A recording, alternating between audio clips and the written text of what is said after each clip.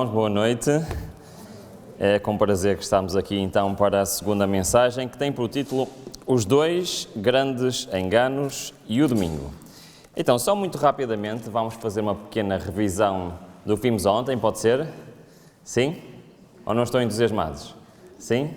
Então vamos lá. Nós ontem fizemos um estudo bíblico e nós vimos que pela Bíblia, a Sagrada Escritura nos ensina que nos eventos finais vai haver um conflito, não é? Um conflito entre o selo de Deus, selo do Deus vivo, e a marca da besta. Nós vimos exatamente pela Bíblia o que era uma coisa, o que era a outra coisa, e também vimos que havia uma diferença entre um I e um O, lembram-se?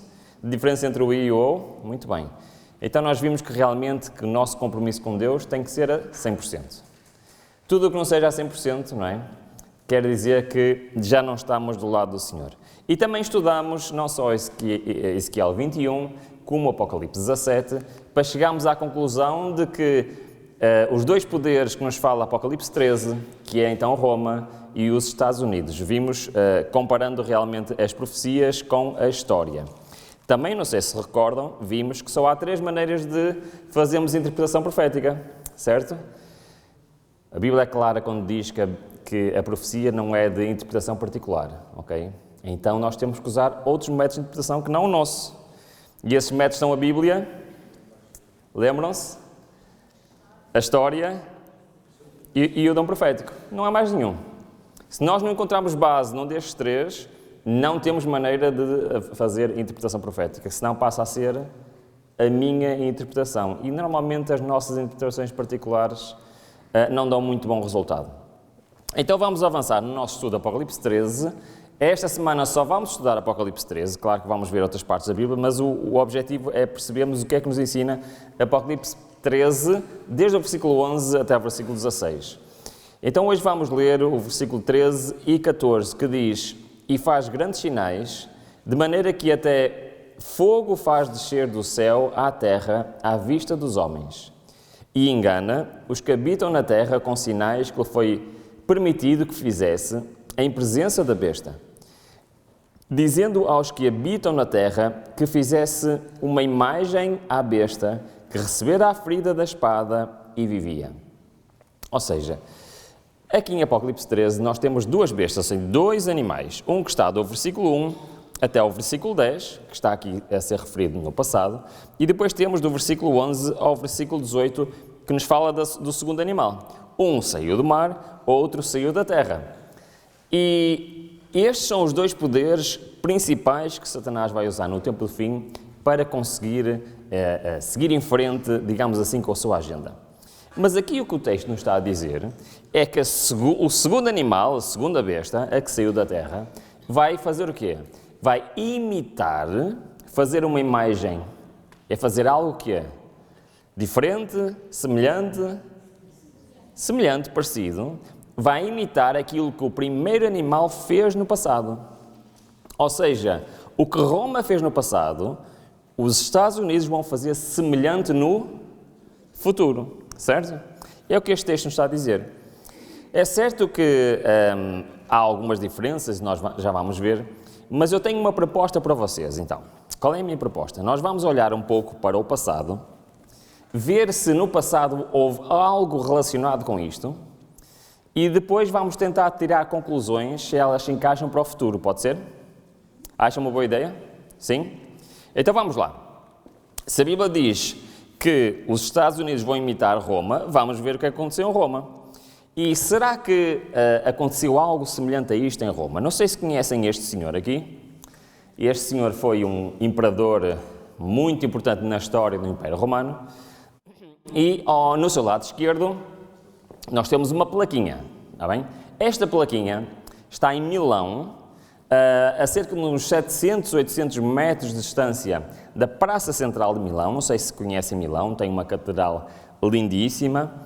E a uns 700, 800 metros pela rua fora, tem lá uma pequenina capela, ok? Uma pequenina igreja, a igreja de San Giorgio al Pazzo, ok? E dentro desta capela tem esta placazinha ali. Esta placa é uma placa que comemora o Édito de Milão. Não sei se já aqui alguém ouviu falar do Edito de Milão. Foi um edito assinado no ano 313 depois de Cristo. Precisamente por Constantino e Licínio, que à altura eram os dois imperadores. Nesta altura havia dois imperadores, um tinha um território, outro tinha outro, do Império Romano. Não sei se sabem, mas houve várias alturas em que o Império Romano teve mais do que um imperador. E havia dois imperadores nesta altura. E o que é que aconteceu entre o ano 303 e o ano 313? Alguém sabe? Não? No ano 303 ao ano 313 foi a maior perseguição aos cristãos da história do Império Romano. Aliás, essa perseguição foi tão grande que está profetizada na Bíblia. Logo nos primeiros capítulos do Apocalipse fala de um período de perseguição de 10 dias. E esse período aconteceu. 10 dias em profecia é quanto tempo? 10 anos. E sabem que o Império Romano, na realidade, eles não perseguiam ativamente os cristãos. Ok? A perseguição dos cristãos começou no ano 60 por Nero, o imperador Nero, mas essa perseguição não era ativa, ou seja, o Império Romano, os dirigentes romanos não estavam ativamente atrás dos cristãos, mas os cristãos tinham que ser denunciados. Ok? Por isso, se alguém denunciasse um cristão, então eles tinham que ir buscar esse cristão e tinham que fazer um teste. Havia um teste que eles faziam aos cristãos, sabiam? Então, qual era o teste? Eles chamavam o cristão vinha perante o líder da província correspondente e era-lhe proposto duas coisas. Primeiro, ele tinha que blasfemar do nome de Jesus Cristo, ok? E tinha que fazer um sacrifício aos deuses pagãos. Este era o teste. Se a pessoa acusada de cristianismo fizesse estas duas coisas, podia ir embora em liberdade. Se recusasse, ele era morto. Ok? Era assim que acontecia. Por isso, não havia uma perseguição ativa. Eles tinham que ser denunciados. Houve, ao longo da história, dos primeiros 3 séculos, algumas províncias que tiveram perseguições mais intensas. Mas, pela primeira vez, do ano 303 ao ano 313, houve uma perseguição universal em todo o Império Romano. Durante estes 10 anos morreram mais cristãos do que muitas décadas, muitos séculos de perseguição anteriores. Até aqui, estamos todos ok? Sim? Muito bem. Então, Constantino chegou ao poder e ele teve uma ideia. Vamos dar liberdade religiosa. Ele foi ter com Licínio e disse ao Licínio: Licínio, tenho uma proposta para ti. Nós andamos aqui a perseguir os cristãos, a matar os cristãos, mas eles são bons cidadãos. E eles cumprem com as leis, e eles não se metem em problemas, são bons cidadãos. Então eu tenho uma proposta. Vamos fazer um decreto dando liberdade religiosa para cada cidadão do Império Romano adorar o Deus que quiser. Parece-vos uma boa ideia ou uma má ideia? Não sabem. Liberdade religiosa é uma boa ideia ou uma má ideia? É uma boa ideia, exatamente. Então, surpreendentemente, o Licínio aceitou. Então assinaram o decreto, e é este decreto, 313, Decreto de Milão. Isto é muito interessante, porquê? Nós não sabemos 100% quais as motivações de Constantino, mas ele acabou por dizer que era cristão. Aliás, eu acho que a maior motivação de Constantino era o facto da mãe dele ser cristã. A Helena, a mãe de Constantino, era cristã. Agora, estão a imaginar o Constantino ter de perseguir os cristãos, sendo que a mãe dele era cristã? Era assim um bocadinho estranho, não é? Mas o que é certo é que houve esta lei de liberdade religiosa. Mas, antes desta lei, ele tinha o seu Deus. Reparem, isto é um livro de história, vamos ler aqui um bocadinho o livro de história. Constantino passou a colocar sob a proteção da divindade padroeira dos imperadores soldados do século anterior, chamado... Qual era o Deus que ele adorava, antes de ele se professar cristão? Deus Sol Invicto. Constantino acabou, no entanto, por entrar na história como o primeiro imperador romano a professar o cristianismo. A professar é uma boa palavra, porque existe uma disputa, uma contenda entre os historiadores se ele realmente alguma vez se tornou um cristão verdadeiro. Mas qual era o Deus então que ele professava antes? Deus, Sol Invictus. Em que dia é que vocês acham que se venerava este Deus? No dia do Sol, certo? Ok, foi este homem que adorava o dia do Sol que propôs, no ano 313, então, a tolerância religiosa, a liberdade de culto para os cristãos foi alargada a todo o território romano. Só que, vamos tentar pensar e colocar-nos na pele de um cristão no quarto século, no início do quarto século. Nós temos um histórico de perseguição. Durante quase 3 séculos, dizer eu sou cristão equivaleria a sermos condenados à morte. Viviam na obscuridade, escondidos, viviam com medo, mas muitos deles eram fiéis ao Senhor. É certo que, quando surgiu esta lei, o que é que vocês acham que aconteceu ao mundo cristão? Vocês hoje estão muito cansados, estão cheios de sono, já estou a ver. Vamos lá, o que é que vocês acham que aconteceu? Quase 3 séculos de perseguição, vem uma lei que dá liberdade religiosa, o que é que vocês acham que aconteceu? Começaram a construir igrejas, saíram da obscuridade, afinal havia muito mais cristãos do que as pessoas imaginavam, mesmo entre pessoas de liderança, muitos assumiram que afinal eram cristãos, e então a igreja tinha uma influência muito maior do que aquilo que se pensava. E começaram a construir igrejas, começaram a poder adorar em público, começaram a não ter medo de ser cristãos. Mas o Constantino, surpreendentemente, apenas 8 anos depois, no ano 321, editou um novo édito. Vamos ler? E ele diz assim: que todos os juízes e todos os habitantes da cidade e todos os mercadores e artífices descansem no venerável dia do Sol. O que é que ele está a dizer? Qual é o dia do Sol? Domingo. Então, 8 anos depois da lei de liberdade religiosa, o mesmo imperador diz, então, que vamos parar o mundo em que dia? No domingo. Esta é a primeira lei dominical da história. Mas isto é muito interessante, sabem porquê? Porque além dele dizer que o mundo deve de parar no domingo, ele diz que esse dia é o que é? Venerável. O que é que quer dizer venerável? É interessante, não é a conotação que ele dá a esse dia. Agora vamos fazer um exercício, vamos pensar juntos. Se os cristãos, no início do 4º século, guardavam o domingo, isto é algum problema? Perceberam a pergunta? Se no 4º século, quando saiu esta lei, se os cristãos guardassem o domingo, havia algum problema com esta lei? Sim, não? Não. Se os cristãos guardassem o sábado, isto era um problema? Sim. Muito bem, ok. Então vamos ler um livro de história. Sabem o que aconteceu? Houve uma tal preocupação com esta lei que o Constantino teve que clarificar a aplicação desta lei. Reparem no que ele diz. Embora, isto é um livro de história também, embora alguns cristãos tenham usado o decreto como apoio à guarda do domingo, para tentar solucionar a polémica de guardar o sábado ou o domingo na igreja cristã, na realidade, o decreto não se aplica aos cristãos e aos... Agora, vamos parar aqui, só fazer um parênteses, antes de continuarmos a história. O que é que isto quer dizer? O Constantino foi clarificar muito bem. Eu fiz esta lei, lei dominical, mas estão isentos desta lei 2 classes. Quais são? Os cristãos e os judeus. Porquê que os cristãos e os judeus estão isentos desta lei?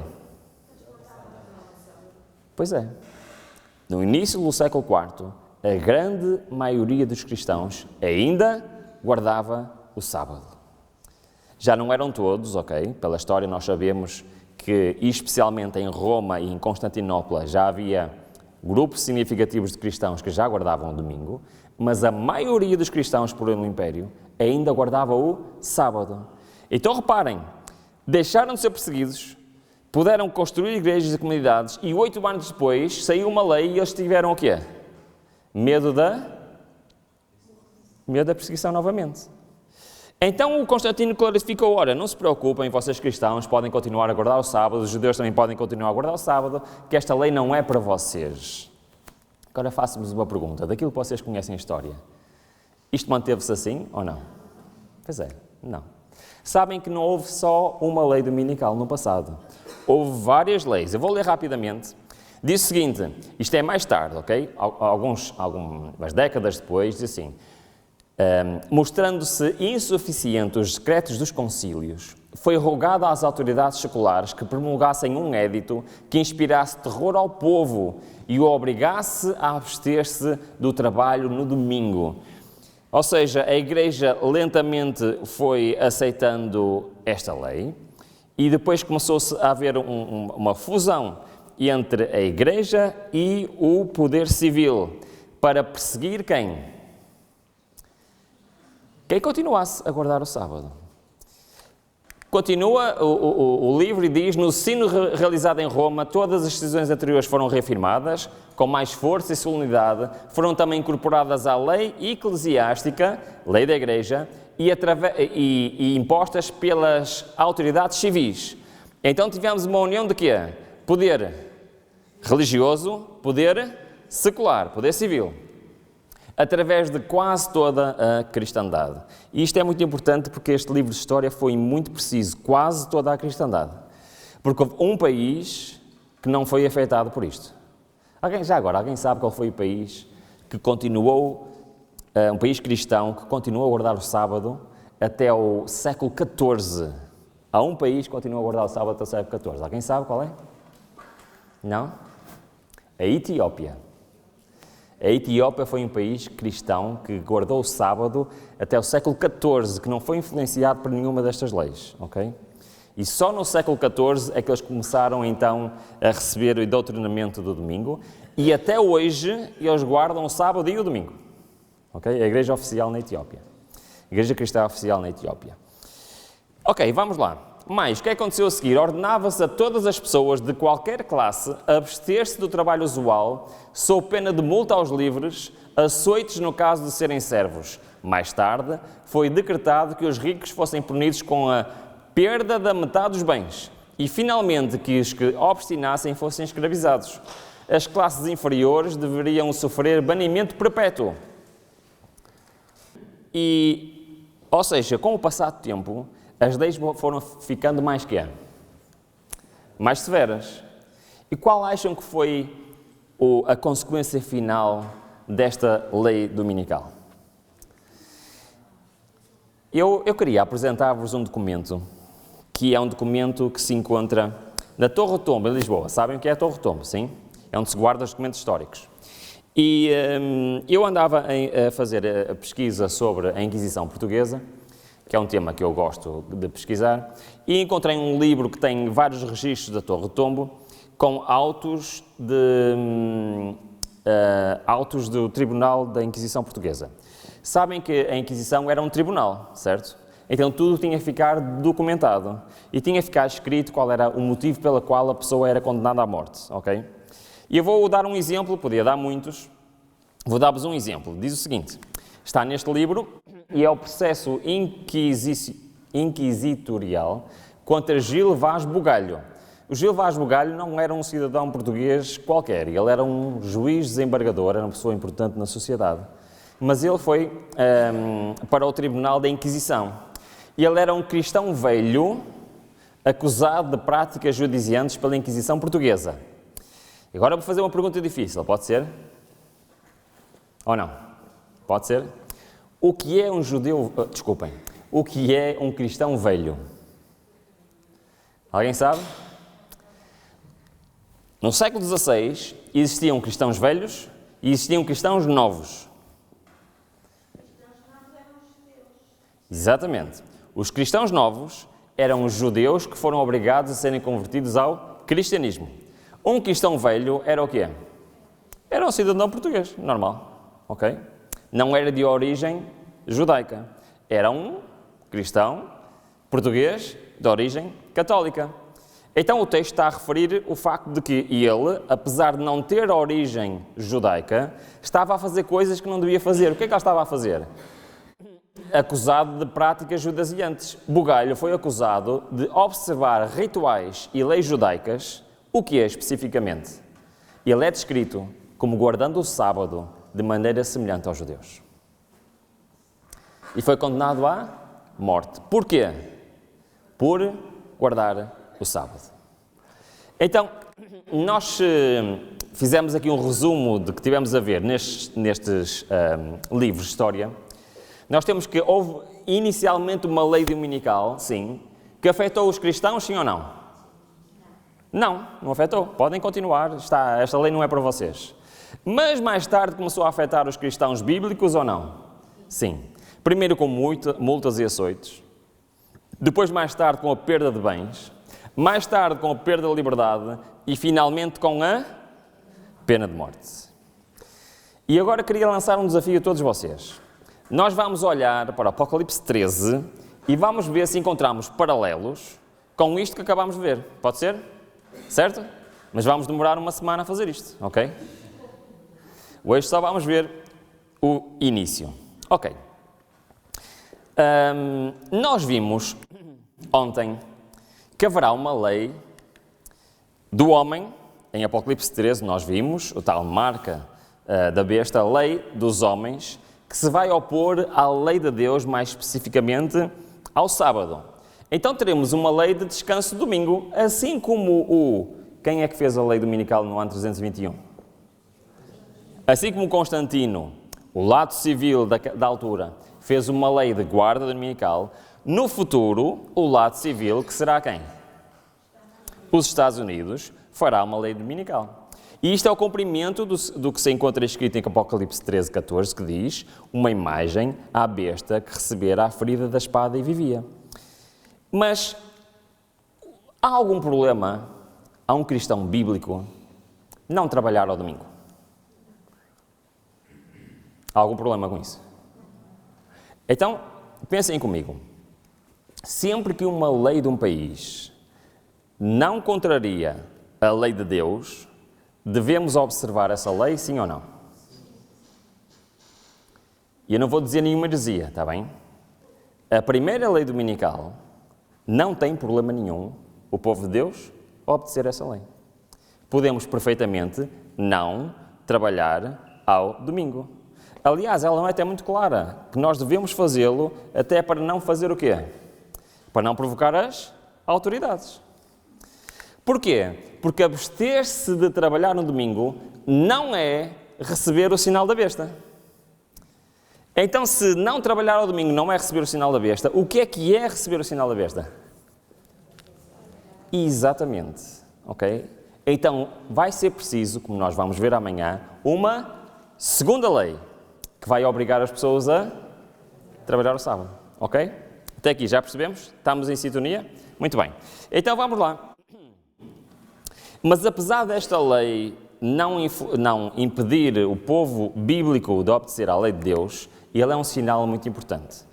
Reparem no que é que diz. Não vem muito distante o tempo em que, como os antigos discípulos, seremos forçados a buscar refúgio em lugares desolados e solitários. Como o cerco de Jerusalém pelos exércitos romanos era o sinal de fuga para os cristãos judeus.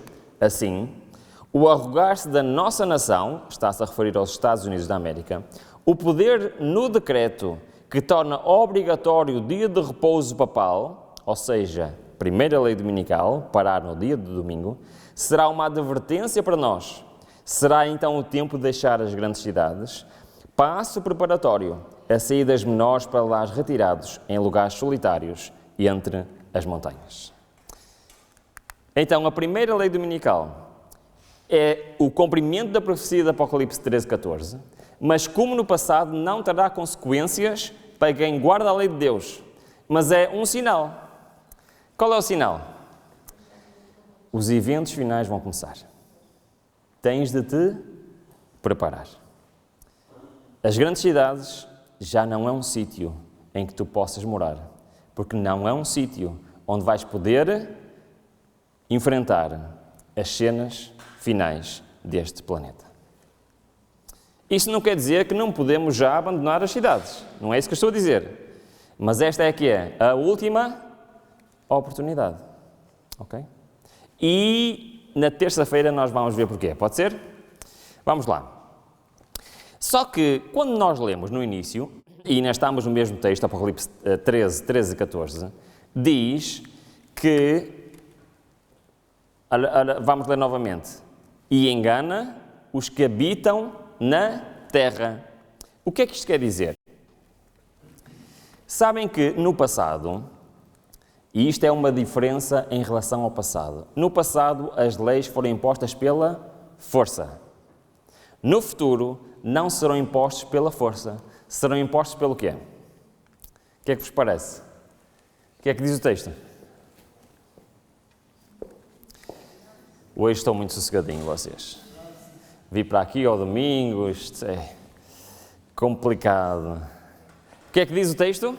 Que as pessoas vão ser o quê? Forçadas? Não. Enganadas. Ou seja, as próprias pessoas vão querer estas leis. Então elas vão ser enganadas. E eu queria vos dizer uma coisa. Há aqui alguém que gosta de ser enganado. Tem assim um passatempo. Olha, o meu passatempo preferido é ser enganado. Não? Para enganar alguém, o que é que nós precisamos?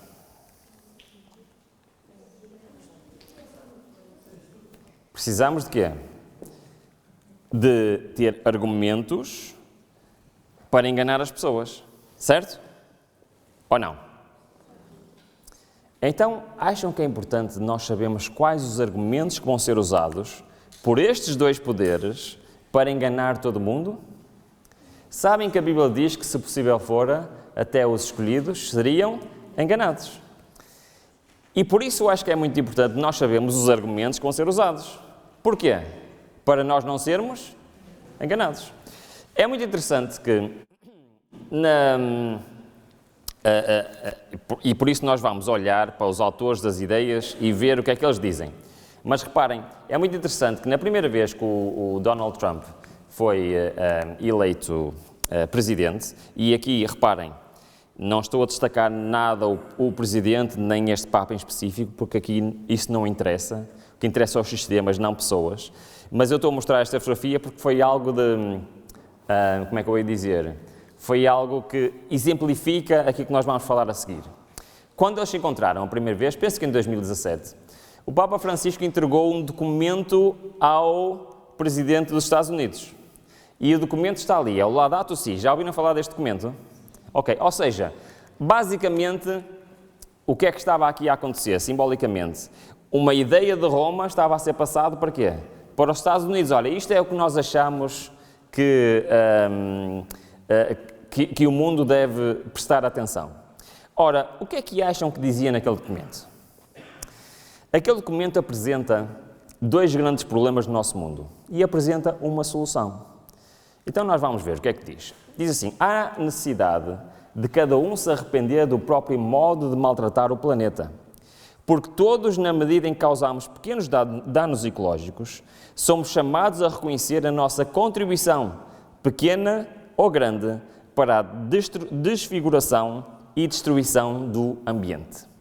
Qual vos parece o primeiro problema que está a ser apresentado aqui? O problema ecológico, o problema climático, certo?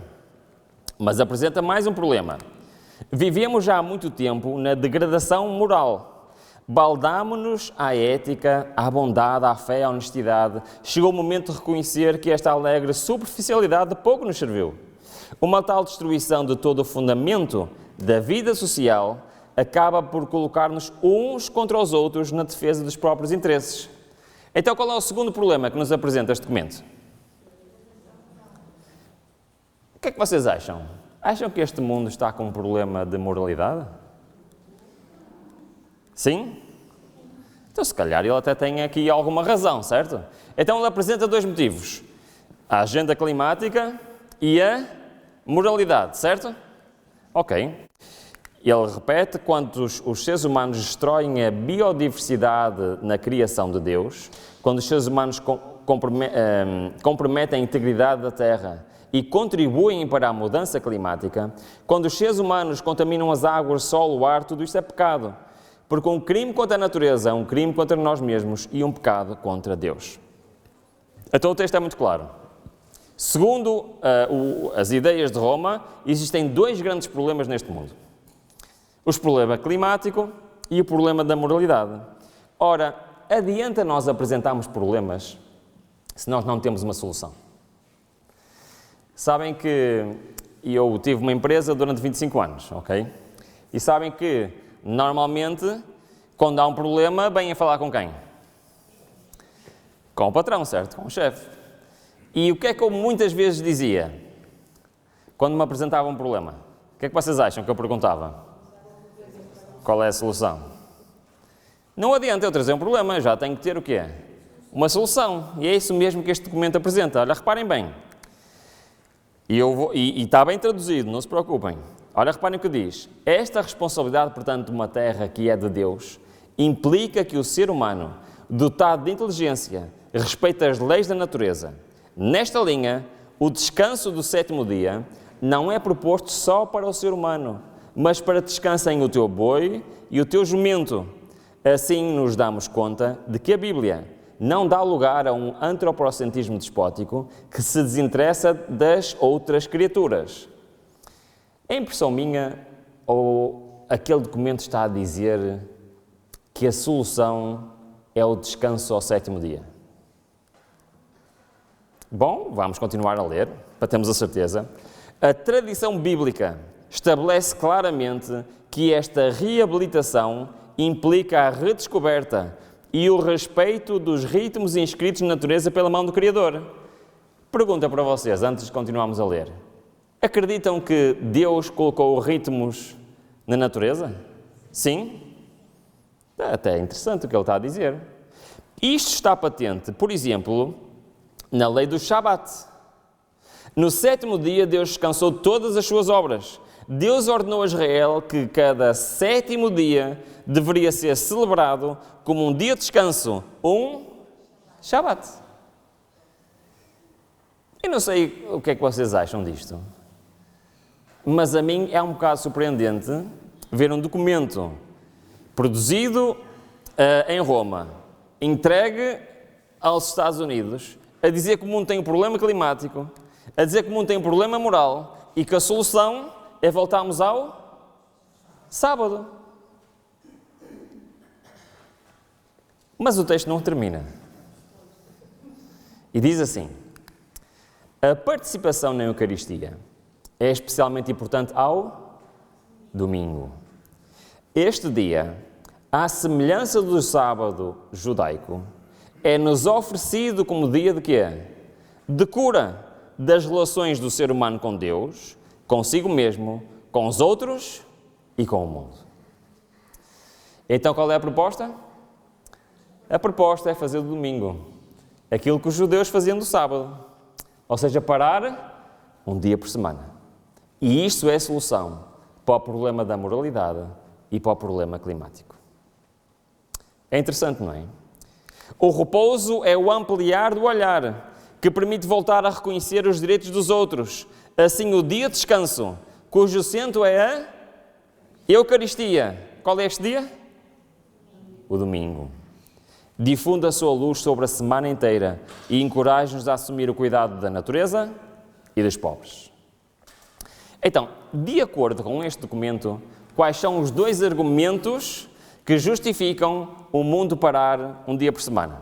Vamos lá ver, se sabem. É só ler, não é fácil. É o argumento moral e o argumento científico, ou da agenda climática, certo? Ok.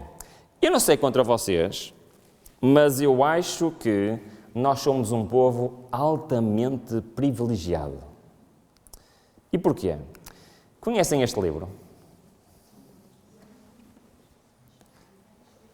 Já leram este livro?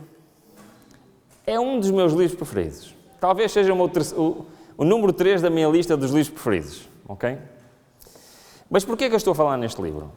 É que neste livro, Deus inspirou a autora deste livro a dizer quais seriam os argumentos usados no tempo do fim para enganar todo mundo a aceitar o dia domingo. Sabiam? Que diz neste livro?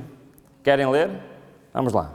Diz o seguinte: esta mesma classe apresenta a alegação de que a corrupção que rapidamente se alastra é atribuível em grande parte à profanação do descanso dominical e que a imposição da observância do domingo melhoraria o quê?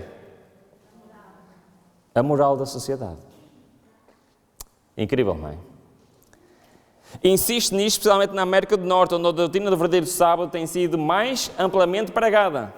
Ou seja, qual é um dos argumentos que vai ser usado para a implementação da lei dominical? O argumento moral. Não é exatamente isto que nós lemos naquele documento?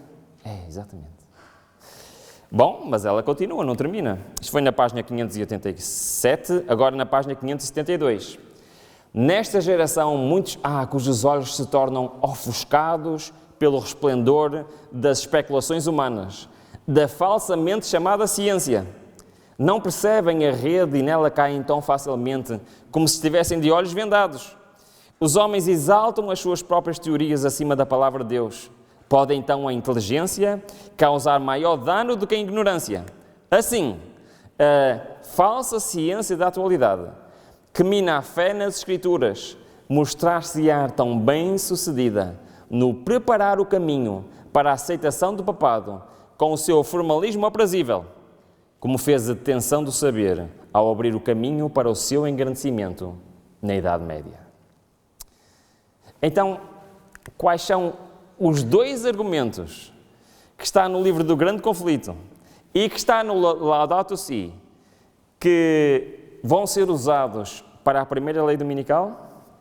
O argumento moral e o argumento científico. O que é que vos parece? Parecem bons argumentos ou não? Agora quero-vos fazer uma pergunta muito séria. Quando vocês ligam a vossa televisão, os vossos telemóveis, o vosso computador, vocês ouvem estes argumentos? Vocês veem constantemente perante os vossos olhos notícias de falta de moralidade neste mundo? Da agenda climática? Sim ou não? Isto, sabem o que é que isto quer dizer, irmãos? Que isto já não é uma profecia. Isto já está a acontecer hoje, diante dos nossos olhos. Será que nós não estamos a perceber?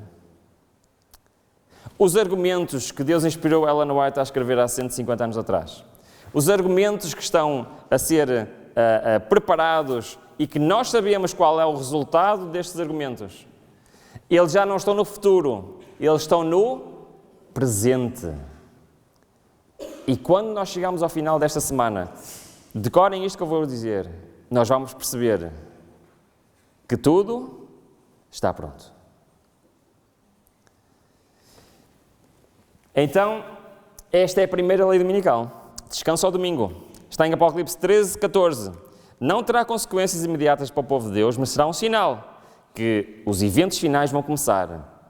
E os argumentos que serão usados serão o argumento moral e o argumento científico. Ora bem, não me disseram que horas eu tinha a terminar. Não sei se o tempo já acabou ou se tenho mais 5 minutos. Sim? Ok. Então vamos ver aqui mais uma questão que não vai ser muito demorada. Agora, existe uma profecia bíblica que nos fala que vai haver uma mensagem que vai enganar todo mundo, certo? Mas ela diz-nos como é que ela vai enganar o mundo. Ou seja, nós já temos os argumentos, certo? Mas agora, como é que esses argumentos vão ser aplicados? Isso também é importante. Para isso, basta nós irmos a Apocalipse 16, versículo 13 e versículo 14.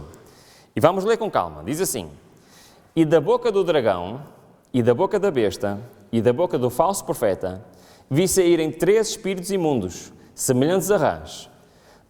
Pois são espíritos de demónios que operam sinais e vão fazer o quê? O que é que diz o texto? Aos quais vão ao encontro dos reis da Europa, dos Estados Unidos, África, todo o mundo. Lembram-se que falámos ontem, quem esteve aqui ontem, de que as profecias dos eventos finais englobam o que é? O mundo no seu total, ok? E o que é que diz mais? Para os congregar para a batalha do grande dia do Deus Todo-Poderoso. Então, nos eventos finais, nós temos esta trindade, não é? Que vai proclamar uma mensagem e essa mensagem vai convencer todo o mundo. É o que está aqui a dizer, sim ou não? Mas tem aqui um detalhe que é muito importante. É que estes 3 espíritos imundos eram semelhantes a quê? A rãs. Ora, porquê que eles eram semelhantes a rãs? Porquê que não semelhantes a outra coisa qualquer? Na Bíblia, onde é que fala de rãs?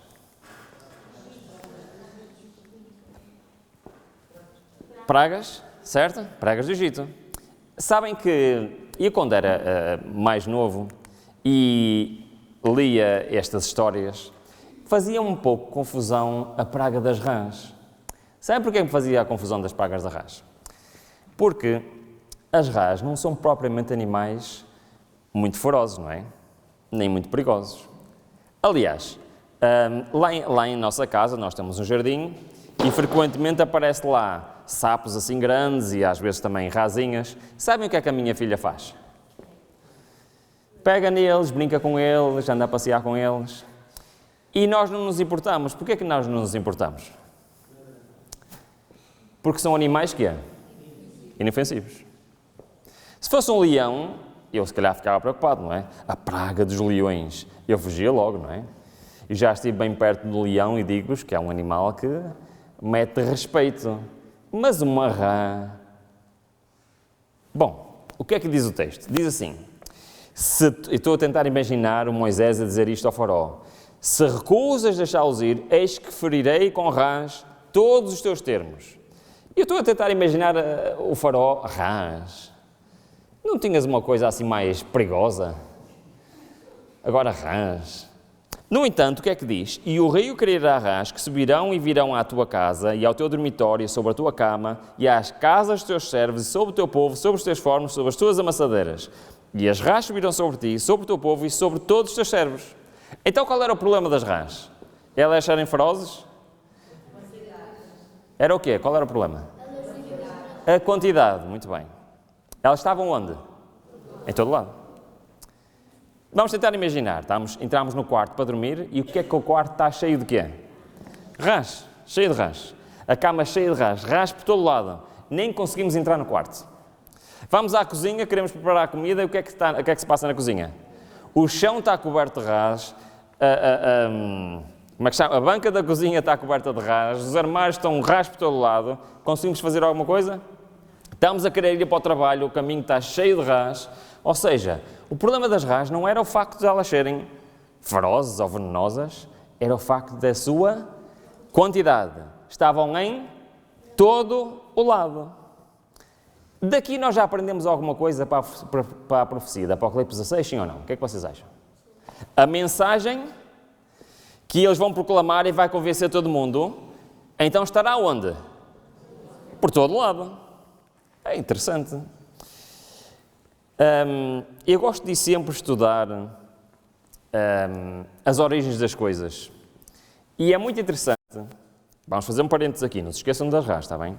É muito interessante que Roma mudou de estratégia no século passado. Houve um concílio em Roma chamado Segundo Concílio Vaticano, já ouviram falar? Onde a Igreja de Roma apresentou uma nova estratégia, em vez de perseguir, e ele decidiu se relacionar com as outras denominações cristãs, ok? E então, eu vou ler, foi presidido pelo Papa João XXIII, que imaginava este concílio como um novo Pentecostes, uma grande experiência espiritual que reconstituiria a Igreja Católica não apenas como instituição, mas sim como um movimento evangélico dinâmico. Vou parar aqui, fazer perguntas, está bem? Quando nós pensamos nos nossos amigos e irmãos católicos, nós pensamos em movimento evangélico dinâmico. Nós imaginamos eles a fazerem evangelismo e esse tipo de atividades. Não, pois não. No entanto, o objetivo deste concílio era isso. E eu quero vos dizer que a estratégia que eles usam não só é mais eficaz de todas, mas vai convencer todo mundo. Querem saber qual é? E eles dizem, é muito simples, eles dizem: neste decreto, promulgado em 1963, o decreto Inter-Mirifica, pronuncia-se sobre os meios de comunicação de massa, sem julgá-los de forma moralista, mas solicitando-se a se tornarem o quê? Admiráveis dons de Deus. Então o que é que eles disseram? A partir de 1963, nós não vamos forçar ninguém a aceitar as nossas ideias, mas vamos usar o quê? Para chegar às pessoas? A comunicação social. Basicamente foi isto que eles disseram, certo? Ruben, mas como é que é isso? Como é que a comunicação social, como é que isso funciona? Bom, vamos ler. No livro de Educação diz o seguinte: a imensa maré de material impresso a derramar-se constantemente do prelo, velhos e jovens, formam o hábito de leitura apressada e superficial. E a mente perde a sua capacidade de um pensamento contínuo e vigoroso. Isto é cada vez mais uma realidade, irmãos. Cada vez nós estamos a perder a nossa capacidade de pensar por nós próprios. E quando nós não pensamos por nós próprios, somos facilmente o quê? Influenciados e enganados. Agora repara, o que é que ela diz? Ademais, uma participação abundante das revistas e livros, que era a comunicação social da sua época, o que é que diz? Que à semelhança das rãs do Egito, se estão espalhando por onde? Por toda a terra. Não é meramente coisa banal, ociosa e enervante, mas impura e degradante. Seu efeito não consiste simplesmente em envenenar e arruinar o espírito, mas também a quê? Corromper e destruir a alma. Então, as rãs do Egito são o quê? Os meios de comunicação social. Exatamente aquilo que estava no decreto Inter-Mirifica em 1963, o que é que nós vamos usar? Os meios de comunicação social. E o que é que diz a profecia de Apocalipse 16? Que a mensagem vai ser espalhada por espíritos imundos semelhantes a quê? Esta profecia está-nos a dizer o quê? Que os meios de comunicação social vai ser um meio escolhido para indoutrinar todo mundo. Com quais argumentos? Científico e moral. Vou fazer novamente uma pergunta. Esta profecia já não é uma profecia.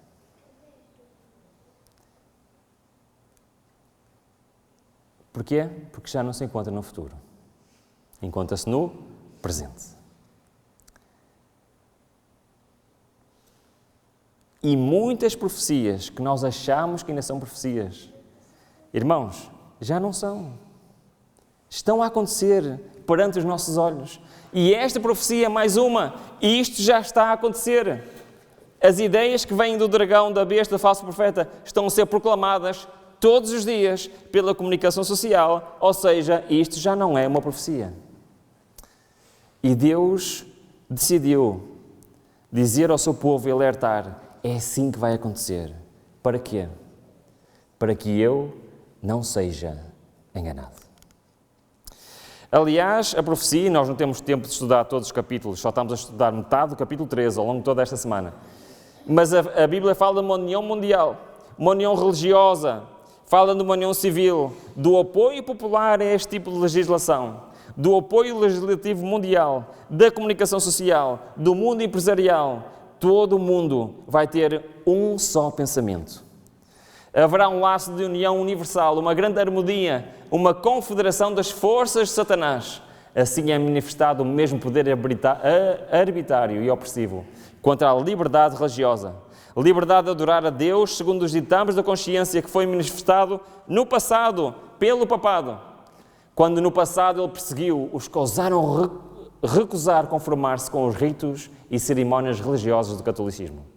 Na homenagem ao papado, os Estados Unidos não estarão sozinhos. A influência de Roma nos países que uma vez reconheceram o seu domínio ainda está longe de ser destruída. No último conflito, o sábado será o ponto especial de controvérsia por toda a cristandade. dominadores seculares e dirigentes religiosos unir-se-ão para impor a observância do domingo. Alegar-se-á que os poucos que se levantam em oposição a uma instituição da Igreja e a uma lei do país não devem ser tolerados.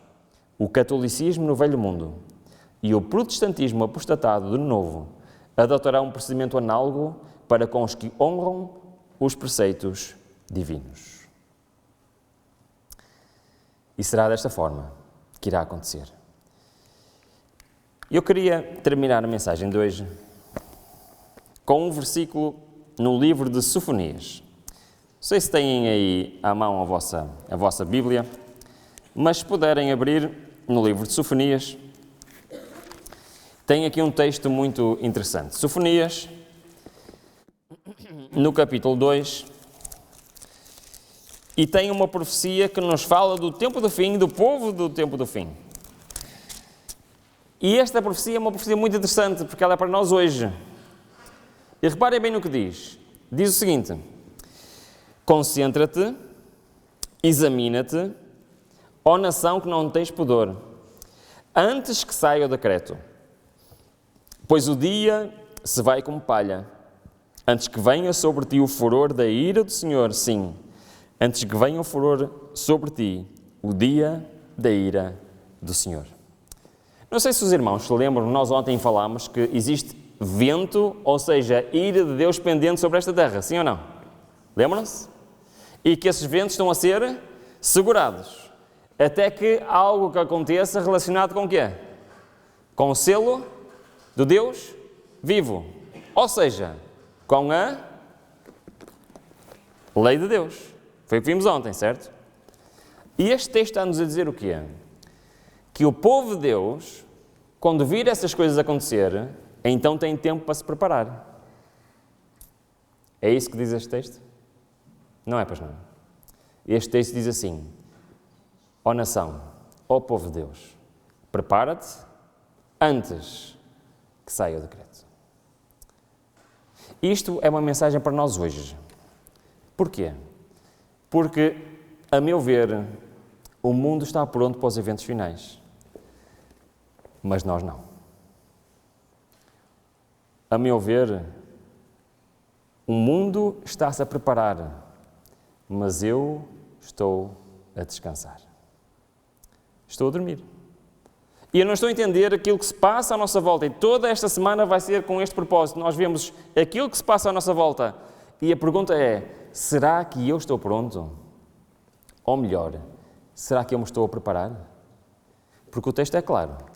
O que é que diz em Sofonias? Já estou a andar para outro PowerPoint, não é? O que é que diz em Sofonias?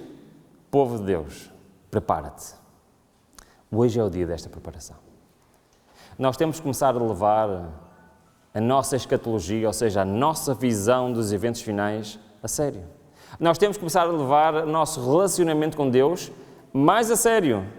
Porque eu garanto, se nós não levarmos a sério a nossa relação com Deus, eu falo por mim, eu não vou estar pronto. E ontem nós vimos que as árvores vão permanecer firmes até o fim, porque as árvores são o povo que confia no Senhor.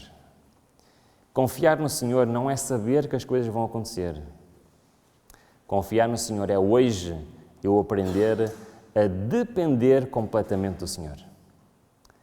Porque se eu não me preparo hoje, se eu não aprendo hoje a depender de Deus, não será quando as coisas começarem a acontecer que eu vou ter tempo ou vou ter vontade de aprender a confiar no Senhor.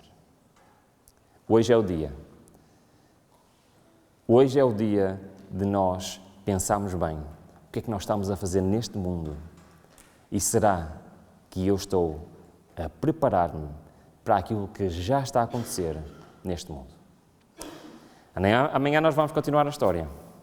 Vamos ver que a seguir esta lei virá uma nova lei e que essa nova lei precisa de um novo argumento. E é muito importante. Nós sabemos todos os argumentos, tudo o que vai acontecer, pois a Bíblia é muito clara. Só os escolhidos não vão ser enganados. Que o Senhor nos abençoe. Até amanhã.